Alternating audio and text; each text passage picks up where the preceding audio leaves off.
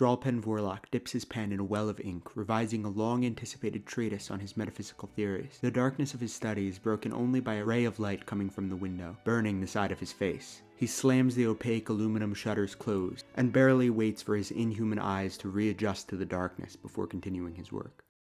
Young Prince, your father the king, in his vast wisdom, has requested that I instruct you on the people, nature, and lands of the world outside our kingdom. As you have expressed a great deal of curiosity in me and my unusual appearance, I thought it sensible to begin with the biology and history of my people.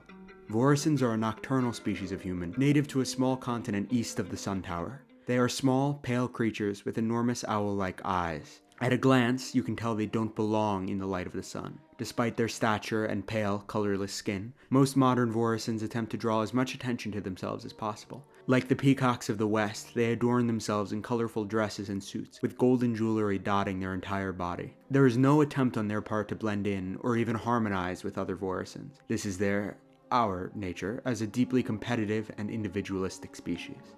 There is argument as to whether Vorisons are products of their environment, or whether their environment is a product of them. 2,048 years ago, Proto-Vorison society experienced a golden age, the likes of which had never been seen before. The land was ruled by mythical philosopher kings who attained incredible noetic powers as a result of advanced study and unholy force of personality. The greatest of these kingdoms was called Loios, the River Kingdom.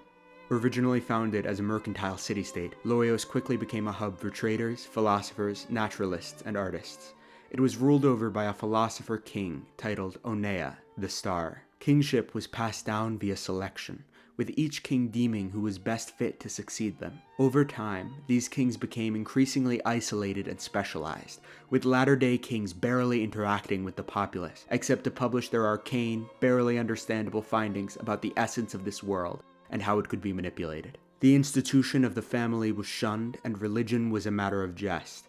Young Prince, I must admit that the debauchery and blasphemy of this generation is too dark to be worthy of your ears. Suffice it to say, the poor suffered at the hands of the rich, parents were scorned by their own children, and morality was seen as a mere tool of manipulation. Damacha, Lord of the Sun, or as the Vorisons call him, Inos, saw this and was greatly displeased. You must understand, our master desires order, peace, and hierarchy above all else. Not only do these flow from him and his life-giving light, but he also expects them to flow back to him in turn. These proto-Vorisons viewed his light as a mere fact of the universe, and took his gifts for granted. Seeing as they saw him as a trifle, Inos decided to show them the fullness of his power. Thus, he revealed his true light unto them. Trees burst into flame, fields of grain were scorched, and all those who lacked shelter were immolated. In a single day, Vorios was brought to its knees.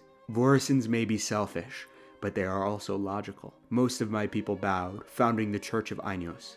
Even the philosopher king, Ona, bowed his head in submission. Seeing this fealty, Inos descended upon the kingdoms in order to establish the order which they so long maligned. As a gift for their loyalty, 4 divine spheres were given to the greatest kings of the land, representing the 4 essence types that make up reality. Vital red body, ineffable blue mind, unyielding purple will, and the harmonious yellow soul. The spheres rested within perfectly crafted crowns, granting the kings great power. For 2 octades, these 4 kings ruled over the land, and my people experienced the greatest peace they had ever known. But Ona was a deceiver. Nobody knows whether he feigned loyalty from the beginning, or if his hatred grew over time. In any case, he shielded his court from the vision of Inos, using nil essence his line of kings had cultivated for hundreds of years. He then took the crown so generously gifted him, and melted it down in an enchanted furnace. He had the greatest Laki craftsman then known reforge the crown into a spear, in which he placed the blue sphere.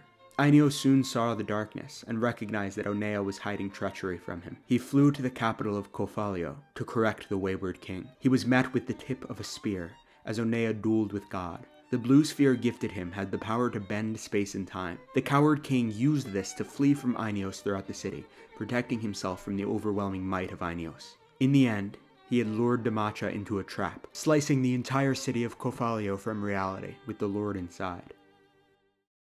I am not quivering with excitement, Prince. I am quaking with disgust. I must admit the cunning of Ona, but I would not be in this court if I truly admired him. I hope that's not admiration I see in your eyes, young Prince. Now, may I continue?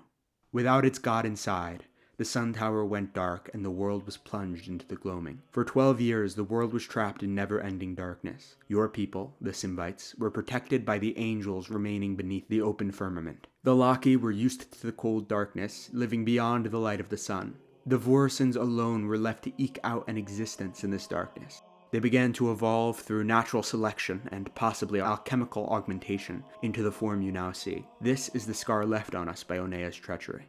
The light of the sun slowly returned as a new Inos grew in the nest of the old, cultivated by the natural order of human society. But Vorios was still cursed. A hole was left in the sun where Inos burst out to meet Onea. Without the dimming power of the great glass sphere that holds the sun's light, Vorios was scorched with overwhelming light during the day. Only the moon plate protected them during the night. But by this point, Vorisons, as well as the flora and fauna of the land, were already adapting to the darkness. Acclimating to this light was not possible for most living beings, so they evolved defense mechanisms instead. Trees became heat-resistant and moist to prevent them from burning up. Mushrooms retracted into the ground during the day. The only surviving animals, insects, learned to burrow deep within the ground and soon became larger to fill the niches left absent by other animals. Vorisons developed new architectural styles to redirect heat. All windows required opaque shutters to keep out the sun's rays. During this, their bodies continued to change to acclimate to the harsher conditions of this new world. They acquired a two-chambered stomach to be able to extract nutrients out of food for longer. They grew shorter in size to maximize caloric efficiency. They developed more subcutaneous fat to store energy for the incredibly long and unforgiving summers when wildfires rage and days are long. Once again, I regret to tell you the methods to which they stooped to maintain their survival. Resources were limited, and most crops died out during the gloaming. They could not sustain a large population, and needed the nutrients which they were lacking on the continent. They began to consume each other, children deemed unfit, enemy nations, the poor, anyone who is deemed insufficient. We will not linger in this darkness. Even in Vorios, Vorisons no longer engage in such practices. Even they are disgusted by this past. Many deny it. And yet, it was true.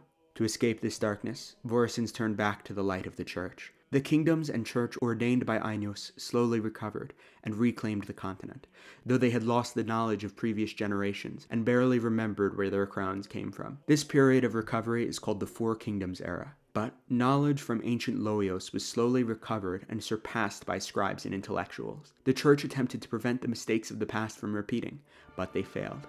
With the help of a company originally founded by the kingdoms, the still influential Deftero Corporation, a council of philosopher kings led a revolution to restore the government of Loios. As the kingdoms had grown complacent, they were easily overthrown and replaced. For the last 336 years, the philosophers have led the continent. But this government was founded on compromise with its constituent provinces, corporations, and interest groups. As a result, it lacks true power and is disallowed from having a central military. Most influence is really held by corporations and guilds, which employ the majority of the population. The Vorisons developed a self-sufficient mindset. Though it may seem strange to you, most Vorisons do not practice monogamy. That is, they can have as many spouses as they so choose. Indeed, they hold no difference in duties between men and women. Many never have children, and those that do believe it is their duty to teach their offspring self-sufficiency. Children expect no help from their parents once they've reached adulthood, and often never see them again. There is little love between parent and child in Vorios, or so they say. I know the heart of Vorisons, as I am one myself. We love our children as much as anybody else, but my kin see it as principled to keep them unpampered,